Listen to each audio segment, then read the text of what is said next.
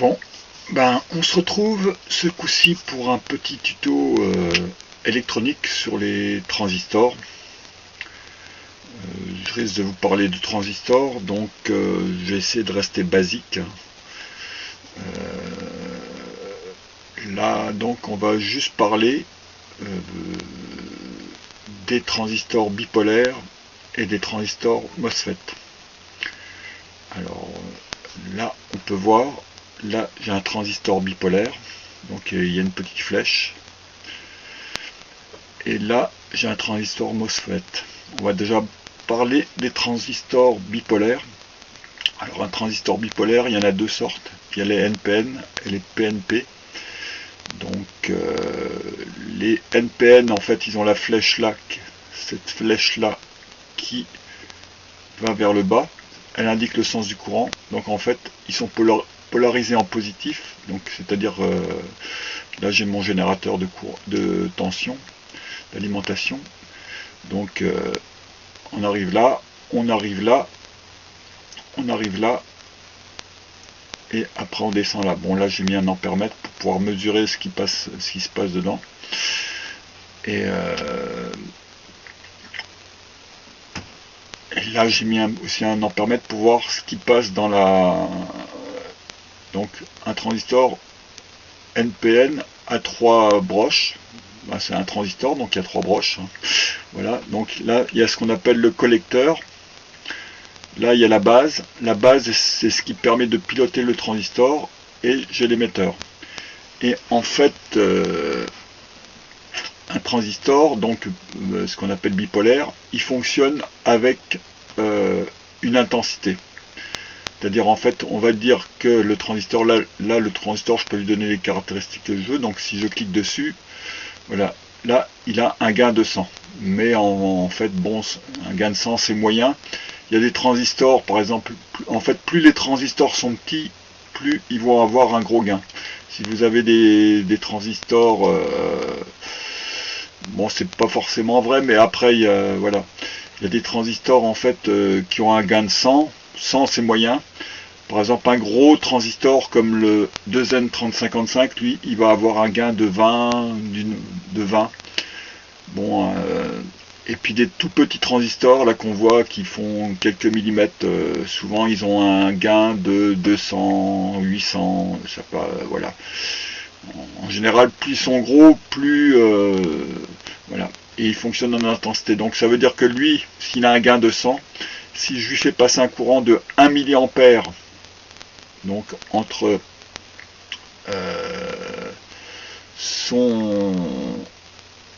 sa base, donc la base et son émetteur, il va passer 100 mA là. Si je vais passer un ampère là, il va passer 100 ampères là. Donc là, j'ai mis des résistances de 0 ohm pour voir ce qui se passe avec une résistance calée à 0 ohm. Donc là, on va avoir, il n'y aura aucune limitation de courant. Donc c'est-à-dire là, si jamais j'avais à la place de mon transistor, là j'avais un interrupteur, je passe tout le courant que je veux, quoi. Donc 40 volts, 0 ohm, là je passe le maximum. C'est un court jus, donc lui, il n'est pas limité en courant, c'est un générateur infini, quoi. Donc il va monter à des milliers d'ampères, quoi. Voilà. Mais lui, comme il travaille en courant,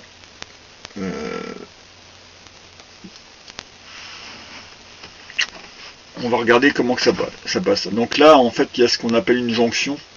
Donc la jonction, lui, en fait, il a un courant de 0, non, une tension de 0,6 volts. C'est-à-dire, si on reste en dessous de 0,6 volts, on n'aura pas de... On n'aura rien, quoi. Là, d'ailleurs, je vais polariser mon générateur, ma volt, ID, voltage source, non, je sais pas si on peut. Ouais, normalement, je vais pouvoir positionner en dessous de 0,6 volts. On verra bien. Donc, on va lancer la simulation. Donc là, voilà, je la lance. Là j'ai mis un interrupteur pour mon circuit MOSFET et un interrupteur pour mon circuit, donc c'est un circuit tout simple. Bon, ça paraît compliqué comme ça, mais c'est tout simple. Donc il y a juste une résistance là que je peux régler pour voir ce qui se passe, et une résistance là pour voir ce qui se passe, quoi.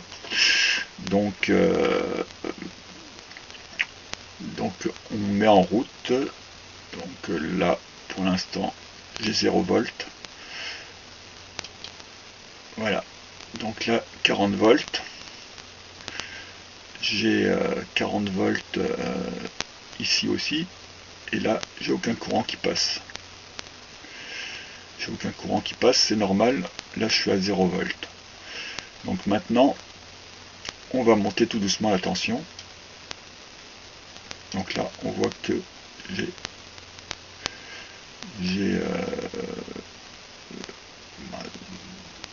y a un petit courant qui passe, mais pas grand chose, quoi. Mais là j'ai rien qui passe. J'ai rien qui passe. Bah, c'est parce que même à 0,16 volts il y a quand même, mais c'est les picoampères, hein. Donc des picoampères, et là j'ai 0,0 ampères, mais bon, il commence quand même à conduire, voilà. Mais et là, donc on va essayer de rester vers en dessous de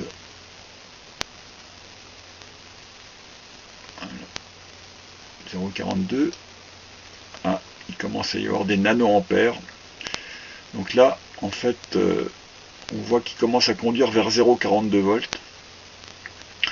0,42 volts.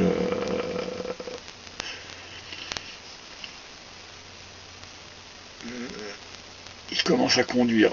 Donc là, c'est des nanoampères et qui se transforment en microampères. J'aurais dû mettre je vais me modifier, je vais mettre un gain de 1000, ce sera plus facile.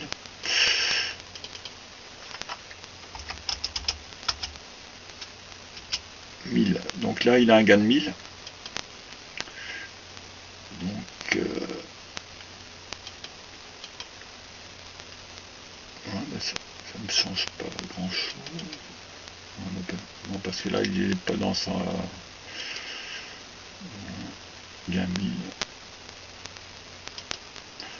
Donc là on va continuer à monter. Il m'a gardé un gain de 1000 normalement. Si j'ai des microampères, ça se transforme en milliampères. Bon, je sais pas, il m'a gardé le gain de 100.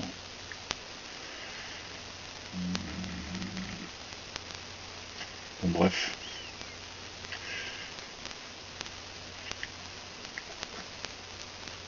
C'est pas grave, bon, là il a un gain de 100 en fait. Il a un gain de 100, il garde son gain à 100, c'est-à-dire donc on va le monter à 1 milli, on va faire monter à 1 milliampère. Je vais peut-être modifier ça.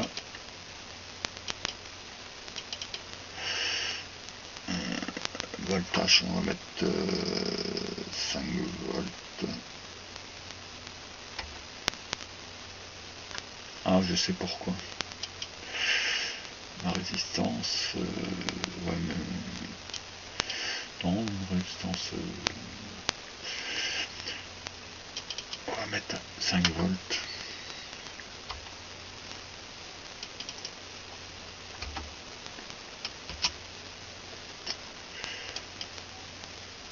Ah, il ne veut pas monter au-delà de 100.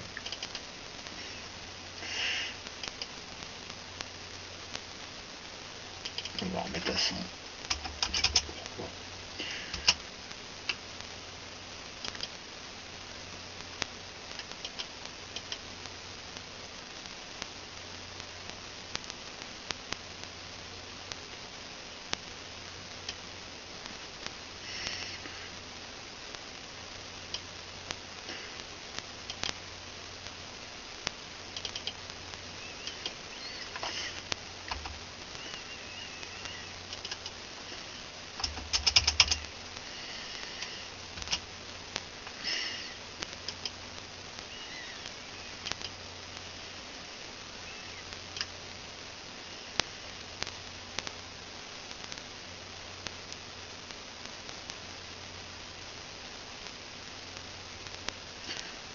Il y a toujours un gain de 100. Bon, on va faire avec. Hein.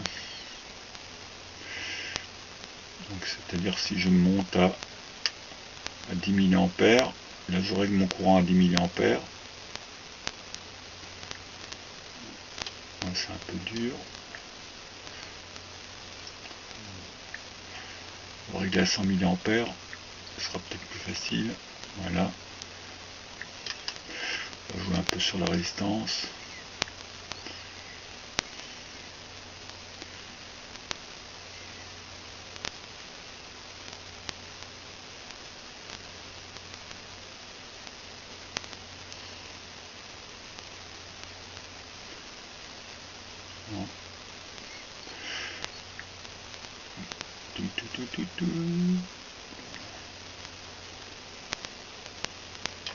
Voilà, 10 mA. Voilà, bon, on a quasiment 10 mA. On voit qu'on a x100 en sortie. Donc, si je mets à 1 mA, on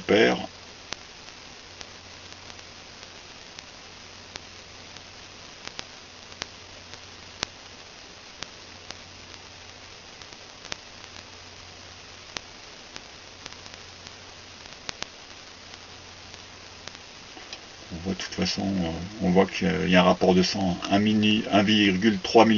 je me retrouve avec 132 mA. Donc je décale la sortie de voilà.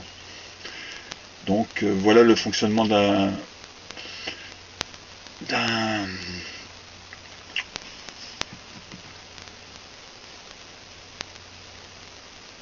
transistor bipolaire. Et là, la jonction là reste toujours à 0,6 volts. Donc la tension que j'ai là, si je mets un petit voltmètre, normalement, bon, elle monte un petit peu, mais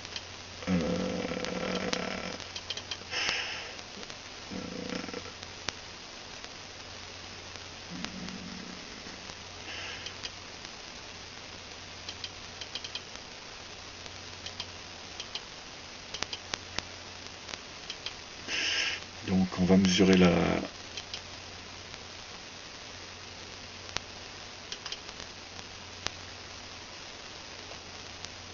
tension qui est entre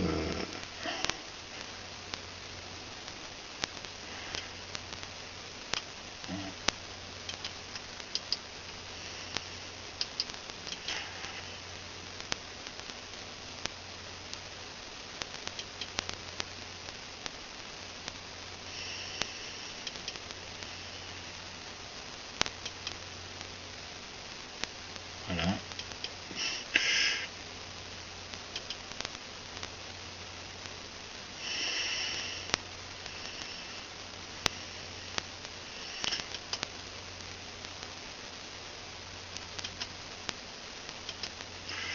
Voilà, on reste à 0,6-0,7 volts.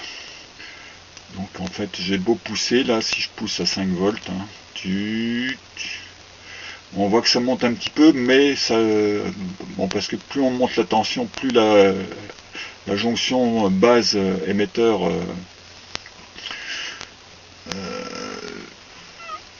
monte, mais on reste autour de 0,7 volts. Hein. On monte pas à 5 volts. Hein. Donc voilà.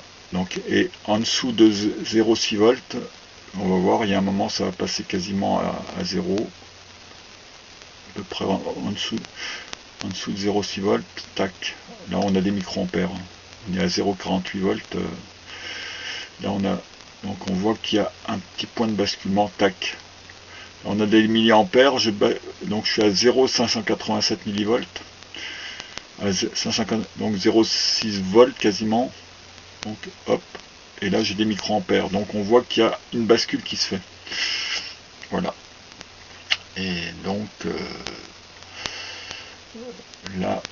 là j'étais en courge, donc lui il se prenait tout dans la tête, hein. Donc là 40 volts, 1 milliampère, voire 1 ampère, quoi. J'étais tout à l'heure à 1 ampère, on doit pouvoir monter à 1 ampère, voilà, 1 ampère, là il se prend 40 watts dans la tête, hein. Donc après après on peut limiter avec les résistances. Voilà, voilà, ça redescend. Donc ça redescend. Voilà, donc ça c'est le fonctionnement d'un transistor bipolaire. Et avec un transistor bipolaire, le problème, bon, quand on veut faire des mesures, etc., c'est que là, on a ce qu'on appelle un gain. Donc en fait, pour le commander, par exemple, si je veux avoir un ampère là, donc comme j'avais dit tout à l'heure, donc on va remettre la résistance à 0, quasiment. Voilà. Donc là, on a une résistance qui est à 0. Donc là, j'ai 2 ampères. Je suis obligé d'avoir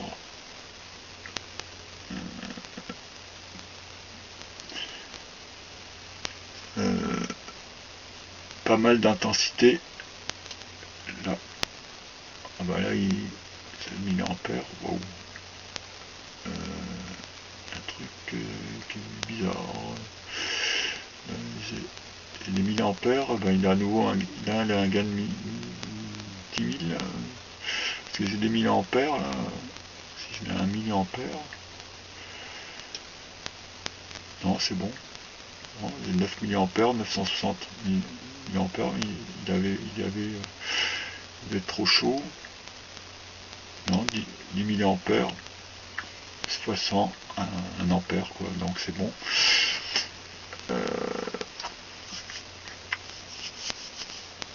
Donc on est obligé d'avoir des milliampères pour commander des ampères. Donc si je voulais un gros transistor que je veux envoyer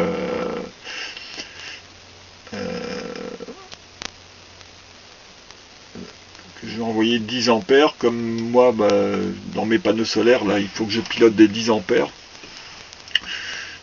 et que le transistor là, à la place d'avoir un gain de 100, un gros transistor genre 2N3055 qui peut passer 15 ampères, lui il va avoir un gain de 20.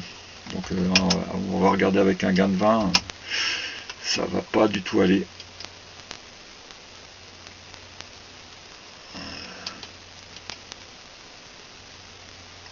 Il reste à 100. Bon, il y a un petit bug, je crois. J'ai l'impression qu'il y a un petit bug. Un petit bug.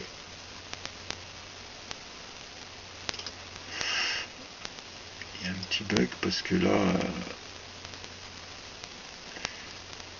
il veut pas. Le gain change pas.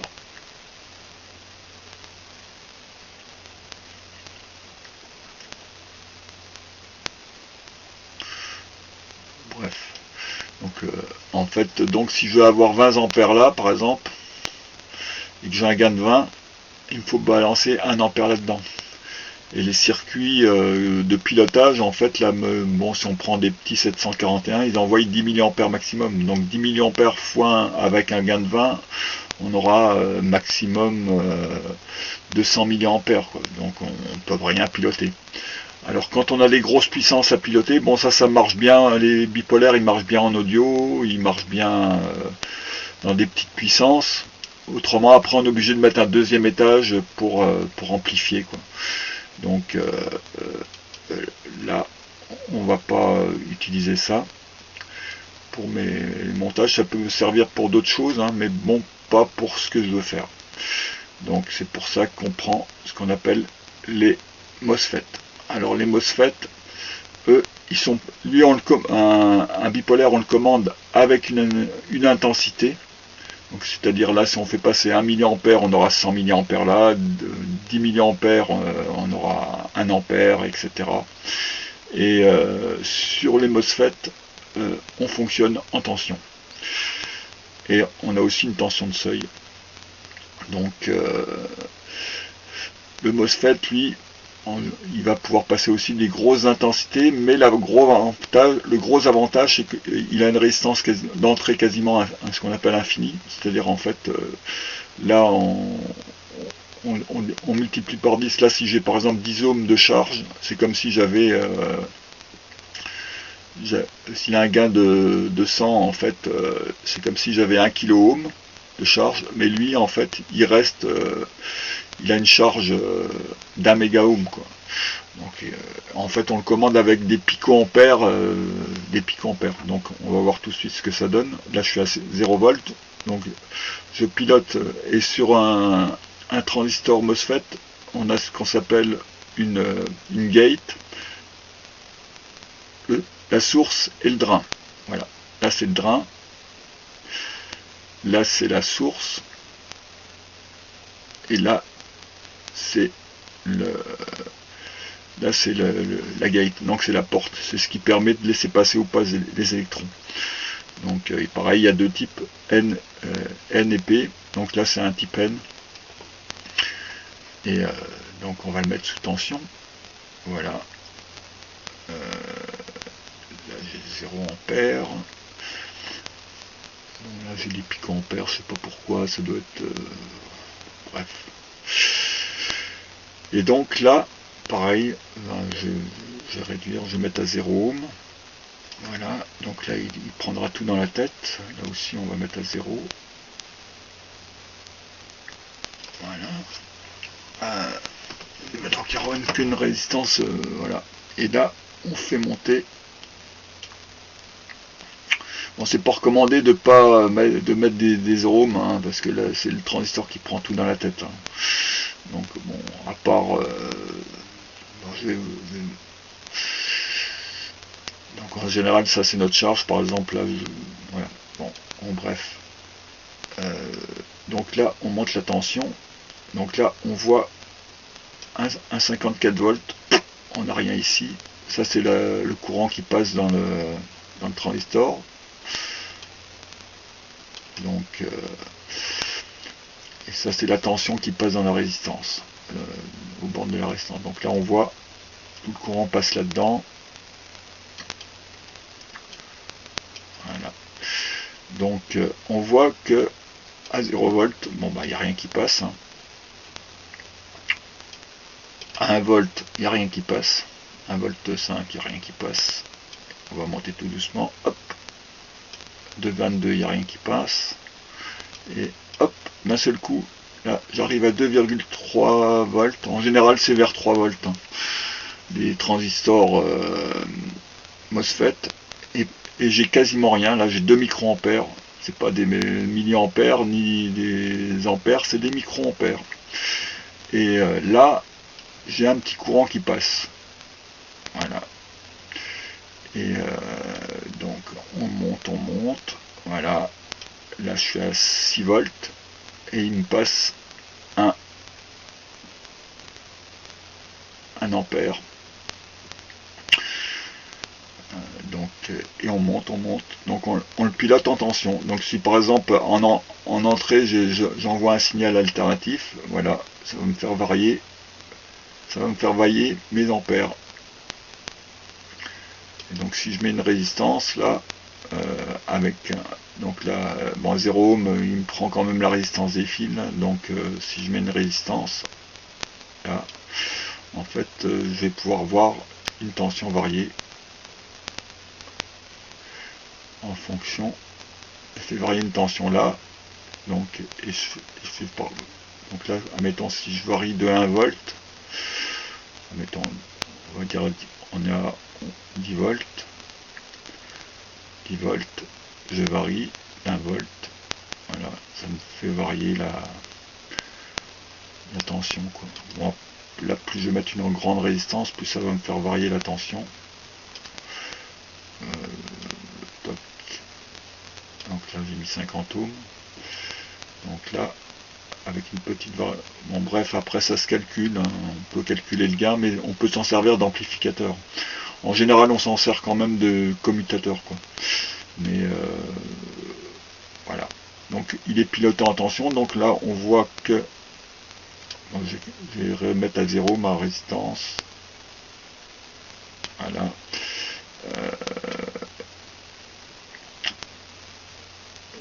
Donc là on voit que je pilote voilà. On voit que je pilote des ampères. Là j'ai 17 ampères hein, quand même. Et on voit que là j'ai 15 microampères, j'ai quasiment rien. Donc en fait l'avantage c'est qu'on peut le piloter avec une électronique sans amplifier quasiment rien quoi. C'est-à-dire je mets un ampli op qui peut délivrer maximum 10 milliampères, là voilà quoi, je suis pas obligé de remettre un étage de transistor intermédiaire. Donc là, si à la place de mon transistor MOSFET, j'avais un 3055, je serais obligé d'envoyer, admettons que à ces puissances-là, il peut avoir un gain que de 10. Donc pour envoyer 17 ampères, il faut que j'envoie 1 ampère. Donc il faut remettre un transistor intermédiaire qui lui va transformer, va pouvoir envoyer 1 ampère. Donc s'il a un gain de 100, j'envoie 10 milliampères, il enverra 1 ampère. Et des fois, avec un gain de 10 milliampères, mon ampli op, il risque d'être à la limite. Je préfère envoyer 1 milliampère et puis là... et donc il faudrait remettre encore un autre étage intermédiaire, quoi. Et sans parler qu'à chaque fois, lui, il décide de la puissance, les trucs décident de la puissance. Donc c'est mieux un MOSFET pour piloter des grosses intensités, quoi. Et bon, le seul inconvénient, c'est que c'est pilotable en tension, mais si on doit le piloter en tension, mais bon, c'est pas un problème quand on a des ampli op. Voilà. Voilà donc ce petit tuto sur les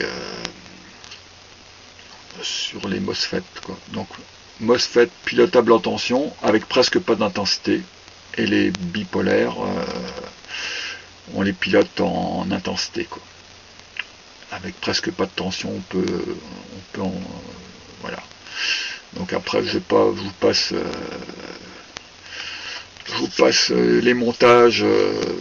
Il y a des montages pour s'en servir en amplificateur, en commutateur. Donc moi là je vais m'en servir en commutateur, bon, voire peut-être aussi en résistance variable. Et je vais vous mettre dans une prochaine vidéo, je vais vous montrer un exemple pratique. Voilà, un petit exemple pratique où on pourra voir. Il y aura juste un potentiomètre et mon panneau solaire, quoi. Et lui il sera directement mis en charge par le panneau solaire. Voilà. Bon, je vous laisse, hein, ce petit tuto est fini, j'espère qu'il n'a pas été trop long, et à bientôt pour une prochaine vidéo.